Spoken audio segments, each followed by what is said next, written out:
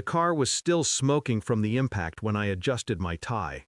"Get out! We're taking the CEO!" they shouted, rifles raised, faces hidden behind cheap masks.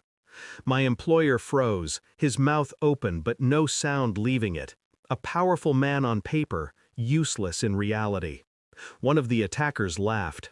"Your driver can't help you." I looked at my employer, calm, deliberate. "Sir," I said, "please remain seated. Buckle your seatbelt." I let the pause hang in the air, long enough for the men outside to hear. "I'll kill them." They smirked at bravado they thought was empty.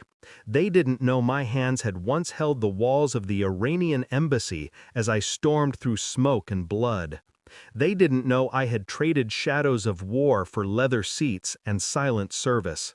They didn't know I had been counting the betrayals I had tolerated in this quiet life, and that was the last one. I left the SAS because I thought I'd had enough of lies, of governments that demanded obedience while offering none in return. The chauffeur's life was supposed to be clean, orderly, predictable. But betrayal has a way of finding me. When the attack was over, the CEO was alive, unscathed, shaking in his suit. The men who tried to take him were broken in ways they couldn't recover from. Not all of them breathed when it ended. The police arrived, slow and cautious. Too slow, too cautious. Later that night, in the stillness of his penthouse, the CEO poured himself a drink with trembling hands. He looked at me as though I were a monster chained to his service. And that's when I saw it, the flicker in his eyes. Not gratitude, not relief. Fear and guilt. That was the seed. Something about the attack hadn't been random. The way they shouted his name, the precision of their hit, it felt rehearsed, coordinated. I began to suspect what he had done and who he had betrayed. I didn't ask questions. Men like him never answer truthfully. Instead, I began to observe, quietly. Phone calls made late at night, a burner phone hidden beneath the driver's seat as though he thought I wouldn't notice. Documents left half-shredded in his office. I pieced them together in silence. Names, bank accounts, meetings with men whose hands were stained with the kind of blood even I had never shed. Every day I opened his door, carried his briefcase, stood by his side like the obedient servant he wanted the world to see. And every night I cataloged his sins. I ordered DNA tests on envelopes he discarded. They told me things he would never confess. Children outside his marriage, a mistress funded through corporate accounts, lies stacked like fragile towers he thought no one would touch. But the deepest cut wasn't his deceit of his wife or shareholders. It was that he sold information. Information that had put my team, the only brothers I ever trusted, in the crosshairs of men who should never have known their names. The embassy may have been decades ago, but betrayal is timeless. The file arrived thick with evidence, bank transfers, voice recordings, photographs. Every piece fit too neatly to be coincidence. I slid it across his desk one morning. He looked at it as though it were a bomb. In a way, it was. "Open it," I said.